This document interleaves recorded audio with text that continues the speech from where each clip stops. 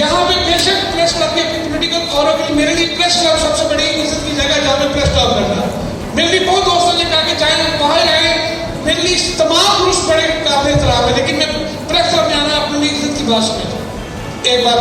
अब दूसरी बात यह है, एलपीजी का फैसलाबाद में यहाँ पे बत्तागिरी जो है, यहाँ पे आप अंदाजा करें 30 से प्लस थाने, एक थाने की अभी हम डीसी ऑफिस में मीटिंग करके आए हैं कि किसी साहब को